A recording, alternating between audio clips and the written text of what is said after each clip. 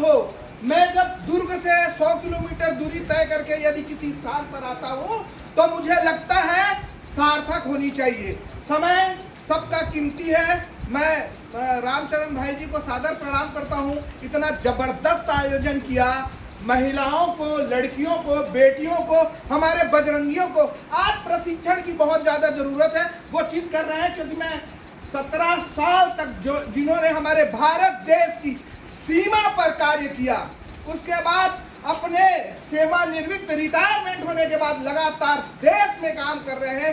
अंदर और बाहर के अपराधियों को, राष्ट्रद्रोहियों को बहुत गंभीरता से समझते हैं और वो काम कर रहे हैं। मेरे पास शब्द नहीं है, हम तो यहाँ आपके साथ बात करेंगे फिर और कहीं चले जाएंगे। उन्होंने तो अपना जीवन देश और राष्ट्र और हमारे बेटियों के लिए न्यौछावर कर दिया। मैं दिल से धन्यवाद और प्रणाम करता हूँ। लड़कियों को कैसे बहलाया जाता है, ये बार बार अब बंद कर दीजिए लव जिहाद बोलना। ये लव जिहाद ना, लव जिहाद नाम मत दीजिए, इसे दीजिए गर्भ जिहाद। जब हमारी जननी ही नहीं रहेगी तो हमारा क्या होगा? कौन हमारे वंशज को आगे बढ़ाएगा? तो वो दिमाग से काम कर रहे हैं। हमारे घर पर आते हैं और एकदम आप लोग नोट करना हो तो नोट कीजिए क्योंकि ये विषय गंभीर है। हम अपने घर पर किसी को प्रवेश नहीं देंगे। इनसे बचने के उपाय मैं पहले बता रहा हूँ आपको कि जब हमारे घर पर आते हैं, पेरेंट्स से जब हमारे भाई, परिवार, पिता जो काम में निकल जाते हैं और फिर घर पर आते हैं, ये हमारी कमजोरियां समझने के बाद हमको बोलते हैं कि तुम्हारी, आप जब भी बताओगे मेरा ये दुख है, ये तकलीफ है, ये पीड़ा है, उसको समझकर वो आपको अपनी इच्छाओं से उस तकलीफ को दूर करने के लिए कुछ समय तक के आपका साथ देंगे। बाद में जब उसके आप शामिल हो जाओगे तो उनको आपसे कोई मतलब नहीं होगा। मैं ऐसे ऐसे परिवार को जानता हूँ जो लोग हिंदू थे, उनकी महिला को, उनकी पत्नी को जब वो धर्मांतरित किए, उसके बाद वो पत्नी अपने पति को दबाव डालती है कि आप इस समाज में नहीं आएंगे, धर्म परिवर्तन नहीं करेंगे तो मैं त्याग दूंगी। और महिलाओं को ही पहले टारगेट करने के लिए महिलाओं को भेजते हैं। और जब वो अपनी पीड़ा बताते हैं, मेरा पति ऐसा, मेरा भाई ऐसा, मेरा बाप ऐसा, तो उस नब्ज को पकड़ लेते हैं। फिर वो जानते हैं कि तुम, आपका इंटरेस्ट किस में है, आपको क्या चीज़ पसंद है। लड़की है तो उसको क्या करेंगे? नया नया सूट देंगे। आपको पता है वो जो चूड़ी बेचने वाला जो आता है ना, उसकी तीसरी बीवी बनने के लिए तैयार हो गई लड़की। वो जब लड़की तीसरी बीवी बन, उसको अपने माँ पिताजी से इतना नफरत कि नहीं, मैं कुछ नहीं जानती, बस मुझे उसी से शादी करना है।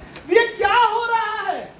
हमारी लड़कियां तीसरी बीवी बनने के लिए तैयार हो रही है। और कौन सा प्यार है जो तीसरी बीवी फिर इसके छोड़ के फिर चौथी बीवी कर लेंगे? और ये षड्यंत्र, आप लोग द केरला स्टोरी कितने लोगों ने देखा है? सभी लोगों ने देखा।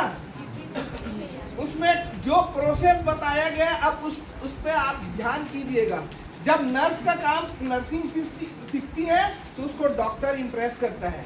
हमारे से ये पूरा खेल है ना, माइंड गेम है। हमारे सीनियर जो होंगे इनसे हमको सीखने मिलेगा, या ये हमारे से ज़्यादा है, तो ये सारी चीज़ें साइकोलॉजी परोसी जा रही। आपको पता है ना, वो प्रेग्नेंट थी, उसके बाद भी उसके साथ जबरदस्ती किया गया। ये हमारे छत्तीसगढ़ में हो रहा है।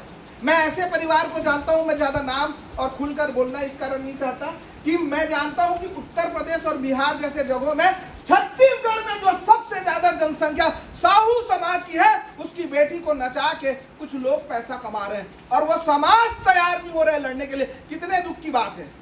मैं ऐसे समाज को जानता हूं जब राज्य में मुख्यमंत्री कुर्मी समाज का था। मैं देखो, मैं फिर से बता रहा हूं, मैं किसी समाज में मुख्यमंत्री रहे व्यक्ति के ऊपर टिप्पणी नहीं कर रहा हूं। मैं ये बता रहा हूं, यदि आपका भाई, यदि आपके पिताजी, यदि आपका परिवार, यदि कि श्रेष्ठ कुर्सी पर भी है और संविधान इजाजत देता है लड़कियों को कि वो बालिग है, अपना निर्णय ले सकती है, तो आप कुछ नहीं कर सकते। क्यों?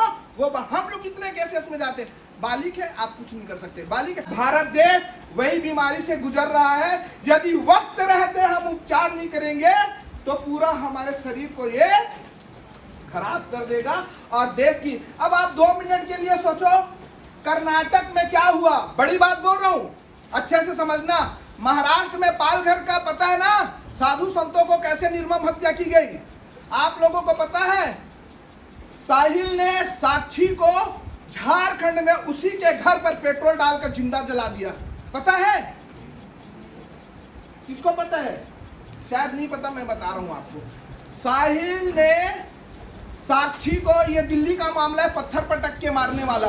अंकिता को शाहरुख हुसैन ने झारखंड में उसी के घर में पेट्रोल डालकर जिंदा जला। एक वक्त आएगा आप देखेंगे द केरला स्टोरी निकली, एक वक्त आएगा द कश्मीर फाइल निकली, एक वक्त आएगा द पंजाब फाइल निकली, जो आज ब्राउन शुगर तमाम धर्मांतरण, जो पंजाबी जो सिख है हमारे, जिन्होंने हमारी रक्षा के लिए कसम खाई थी, आज वो लोग धर्मांतरित हो रहे हैं। एक वक्त आएगा जब द झारखंड फाइल निकलेगी, द महाराष्ट्र फाइल निकलेगी।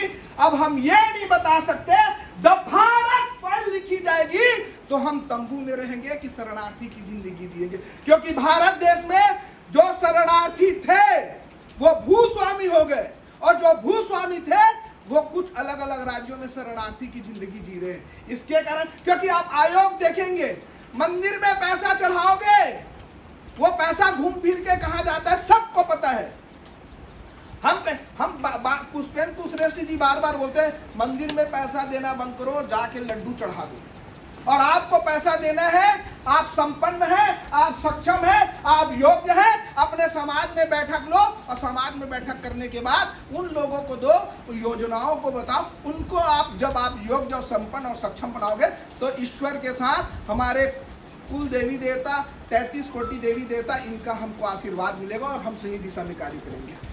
हे दुर्गा तू गौरी बन, तू काली बन, हे दुर्गा तू गौरी बन, तू काली बन, कभी न बुरके वाली बन, कभी न बुरके वाली बन। हे दुर्गा तू गौरी बन, तू काली बन, हे दुर्गा तू गौरी बन, तू काली बन, कभी न बुरके वाली बन, कभी न बुरके वाली बन। भारत माता की जय, जय श्री राम। जय श्री राम। काली बन, हे दुर्गा तू गौरी बन, तू काली बन, हे दुर्गा तू गौरी बन, तू काली बन, कभी न बुरके वाली बन, कभी न बुरके वाली बन। भारत माता की जय, जय श्री राम। जय श्री राम।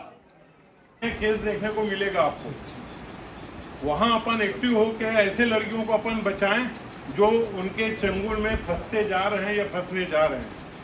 वाकई में आज बजरंग दल को देखने को, आज बजरंग दल का काम पिछले 35 साल के पत्रकारिता क्षेत्र में इतनी बड़ी टीम तैयार हुई है, वाकई में एक बहुत सराहनीय कार्य है। भाई दीपक ठाकुर जी, संदीप भाई, देवांगन जी, हम सब आप लोगों के आभारी हैं जो आज हिंदुत्व को बचाने के लिए, हिंदुत्व को बढ़ाने के लिए हम इतनी बड़ी टीम तैयार करके चल रहे हैं। मेरा एक बार मैं, भाई और हमारी सब बहनें सदैव आप लोगों के साथ हैं। धन्यवाद। जय हिंद। सीताराम, सीताराम सीताराम, सीताराम। सीताराम। तो मैं आप सब लोग से यही निवेदन करना चाहती हूँ, है ना। देखिए, सबसे बड़ा जड़ हमारा कौन है? हमारे माँ बाप। हम सब कौन है? उसकी तने। तो हमको मजबूत कहाँ से मिलती है? जड़ से, है कि नहीं।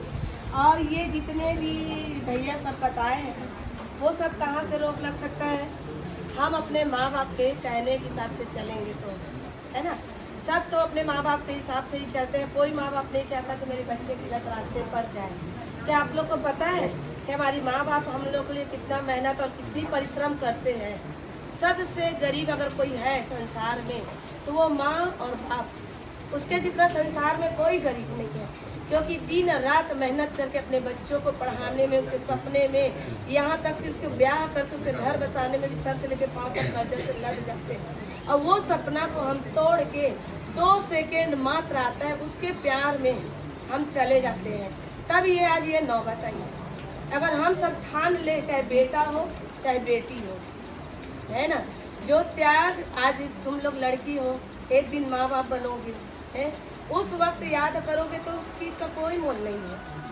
आज उस चीज़ का मोल करोगे कि हम हमारे माँ बाप जो बोल रहे हैं हम उसी रास्ते पे चलेंगे। पढ़ा रहे हैं, लिखा रहे हैं। कोई माँ बाप नहीं चाह रहा कि मेरी बेटी किसी के साथ प्यार करके जाए। करनी चाहिए। महज हंगामा खड़ा करना मेरा मकसद नहीं है।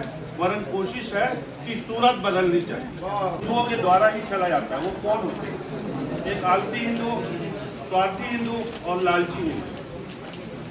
ये आलसी हिंदू कौन है? में कोई कांड हुआ, मेरे बाजू वाला व्यक्ति बोलता है इसके घर में तू है, मेरा क्या? जब मेरा मतलब आएगा तब मैं देखूंगा। ऐसे हमारे घर में, हमारे जिले में, हमारे घर में, हमारे आजू बाजू सैकड़ों लोग हैं जो ये देखते भैया उसके यहाँ की लड़की भाग गई, लव जिहाद की शिकार हुई, हमको कोई मतलब नहीं। दूसरा होता है स्वार्थी। ऐसे लोगों से हमको मतलब नहीं, हमको वो बनना नहीं, हमको वो बनाना नहीं है। और ऐसा कोई व्यक्ति है तो उनसे निवेदन है, बाहर रास्ता खुला है। दूसरा होता है स्वार्थी। वो कौन होते हैं? एक बहन है या एक भाई है, उसको किसी दूसरे धर्मी द्वारा या किसी व्यक्ति द्वारा छड़ा जाता है, बोलते भाई तुम मेरे साथ चल, मैं तेरे साथ खिलाऊंगा। वो उसको ये समझ में आता है भाई मेरा स्वार्थ सिद्ध हो रहा है, मेरे को 150 मिल रहा है, या मेरा अपना व्यक्तिगत स्वार्थ है, तो मैं क्या करता हूँ उसकी बात को वहाँ तक नहीं लेके जाता जहाँ तक उसको जाना चाहिए। तो ऐसे लोग भी यदि हैं तो हमें स्वीकार नहीं है समाज में। ऐसे किसी भी लोग को स्वीकार करना हमारी ना बाध्यता है, ना हमको करना चाहिए।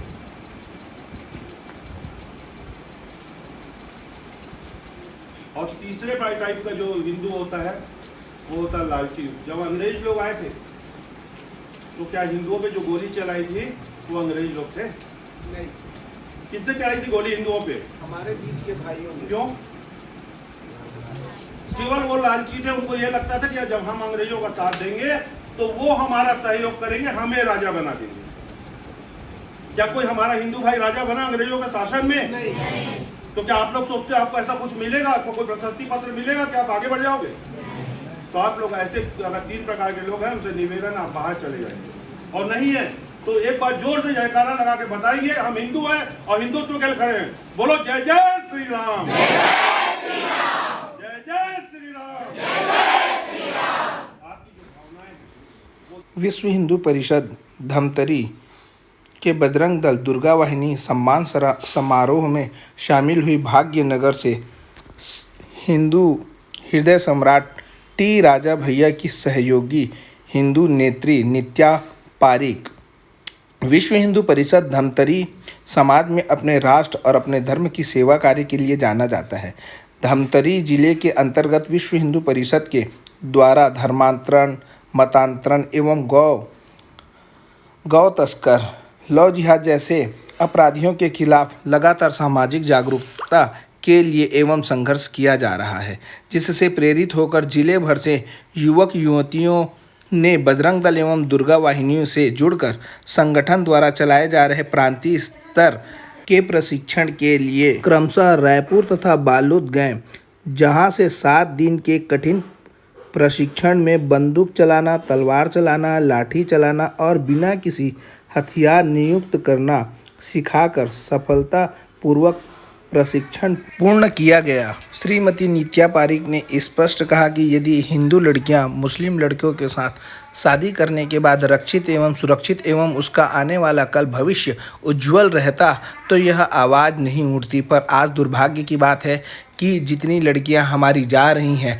लगभग लव जिहाद की शिकार हो रही हैं। तो ये जो हालात हैं, ये जो परिस्थितियां हैं, हमारी बेटियां जाती हैं अच्छा विचार करके उनके घर को स्वर्ग बनाने के लिए, लेकिन अपोजिट देखा जा रहा है कि उनकी स्वयं की ज़िंदगी नर्क के समान बन गई है। तो ये हालात और ये परिस्थितियों से बचने के लिए नित्या पारिक ने एक अपना सुंदर सा एक उद्बोधन में कहा कि हे दुर्गे तो गौरी बन तो काली बन, कभी न बुरके वाली बन। हमारी पहली एवं अंतिम प्राथमिकता बेटियों की रक्षा और सुरक्षा है। लक्ष्य सनातन संगम के राष्ट्रीय सलाहकार श्री विशाल ताम्रकार जी ने कहा कि अत्याचार करने वाला से ज़्यादा पापी अत्याचार सहने वाला होता है।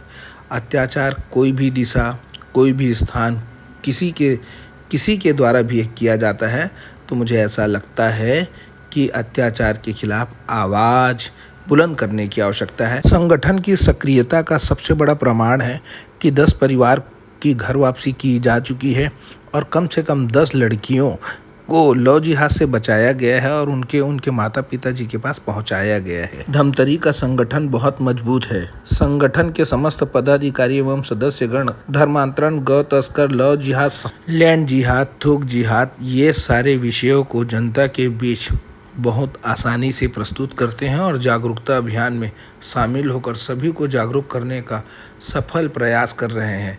ऐसे संगठन में जितने भी मुख्य अतिथि शामिल हुए, उन्होंने स्पष्ट कहा कि यदि ऐसी जागरूकता पूरे प्रदेश में सभी जिलों और सभी गांव में हो तो हम छत्तीसगढ़ में धर्मांतरण मुक्त एवं लव जिहाद मुक्त कल्पना को साकार कर सकते हैं।